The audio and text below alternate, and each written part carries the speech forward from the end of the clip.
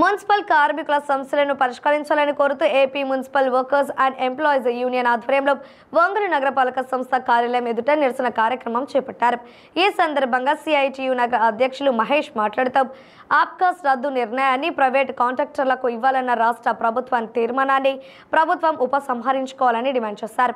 Private ఏజెన్సీలు కాకుండా municipal corporation అందరినీ పర్మనెంట్ చేయాలని కోరారు. పదవి విరమణ వయస్సు 62 సంవత్సరాలు పెంచడంతో పాటు గ్రాట్యుటీ ఇవ్వాలని, చనిపోయిన కుటుంబ సభ్యులకు ఉద్యోగ అవకాశం కల్పించాలని అన్నారు. కోవిడ్ కార్మికులకు జీవో నంబర్ 36 ప్రకారం కనీస వేతనం 21,000 రూపాయలు ఇవ్వాలని డిమాండ్ చేశారు. ఈ నిరసన కార్యక్రమంలో municipal workers and employees union జిల్లా కార్యదర్శి కొర్నేపాటి శ్రీనివాసరావు, రాష్ట్ర ఉపాధ్యక్షురాలు K Samrajyam, U Ratnakumari, P Koteswararao, M Venkateswarlu, R Srinivasarao, K Mohan Rao, Bharathi, Vamsi, Divya, Srilakshmi తదితరులు పాల్గొన్నారు. ఆప్కాస్ని రద్దు చేసే నిర్ణయాన్ని, అట్లాగే ప్రైవేట్ ఏజెన్సీలకు అప్పచెప్పే విధానాన్ని పూర్తిగా సిఐటియు దీన్ని ఖండిస్తున్నాం. అందులో భాగంగానే ఒంగోలు నగరపాలక సంస్థ నందు అన్ని డివిజన్ల నుంచి కార్మికులతోటి నిరసన కార్యక్రమం చేస్తూ ఉన్నాం. ఈరోజు ఆప్కాస్ విధానం వచ్చిన తర్వాత కార్మికులకి ఒక రకమైన వేతనాలు 1-2 తారీఖులో పడతా ఉన్నాయి. అట్లాగే ఏజెన్సీలు టెండర్లు అమలు చేస్తే గత 15 ఏళ్ళ నుంచి కార్మికులకి ప్రతి నెల వేతనాలు ఎప్పుడు పడలేదు. వేతనాలు పడిపోగా 2 నెలలకి, 3 నెలలకి, 4 నెలలకి కూడా వేతనాలు వచ్చిన ఘనత ఉంది.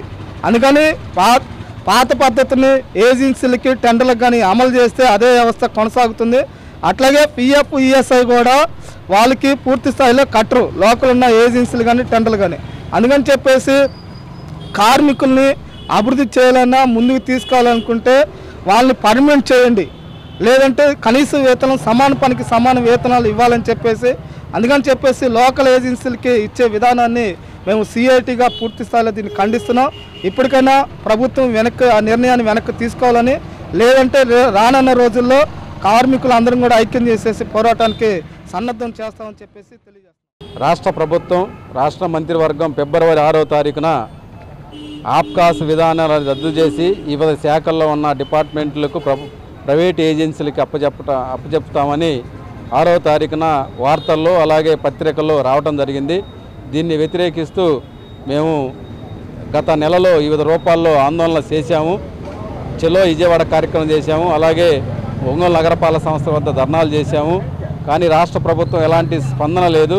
ఈరోజు ప్రతి నెల 1-2 తారీఖుల్లో జీతాలు వచ్చే ఈ ఆప్కాస్ విధానం తీసేసి ప్రైవేటు వ్యక్తులకు అప్పచెప్తే నెలల తరబడి 1 నెల 2 నెలలు అనేది లేకుండా వేతనాలు సక్రమంగా రావు, పిఎఫ్ సరిగ్గా కట్టరు.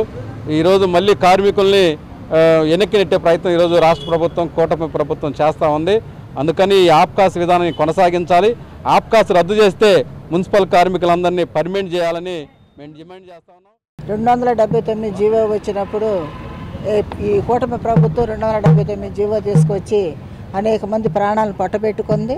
ఇప్పుడు ఆ ప్రభుత్వము ఏదో ఆప్కాస్ ఇస్తే ఈరోజు మళ్ళీ ఆప్కాస్ని రద్దు చేసి ప్రైవేటు ఏజెన్సీకి ఇవ్వాలని పూనుకుంటుంది. కాబట్టి ఇది సరైనది కాదని చెప్పి మేము దశల వారీగా మేము పోరాటం సిద్ధం చేస్తున్నాము. కానీ ఆప్కాస్ ఏదైతే పేపర్ ప్రకటన ఇచ్చిందో అదేవిధంగా పేపర్ను మాకు వెనక్కి తీసుకోవాలని కోరుతున్నాము. లేదు, ఇది ఏజెన్సీకి ఇస్తే పేర్లు తీసేస్తారు, వాళ్ళు ఇష్టాసారంగా వ్యవహరిస్తారు. ఏజెన్సీ వచ్చిన తర్వాత పని భద్రత ఉండదు, అలాగే కార్మికులు తగ్గిస్తారు. అలాగే 62 సంవత్సరాల కన్నా వాళ్ళు 60 సంవత్సరాలకి అని చెప్పి జీవోలు ఇచ్చారు. కానీ ఇప్పటి వరకు ఏ ఇబ్బంది లేకుండా ఆప్కాస్లో ఉంటుంటే కార్మికులను తగ్గించినా కూడా పోయి అక్కడ అడిగితే పెట్టుకునే విధంగా ఉన్నారు. ఏజెన్సీకి వస్తే మాత్రం అది జరిగే పని భద్రత లేదు కాబట్టి భయంతో మేము ఆందోళన చేపడుతున్నాము.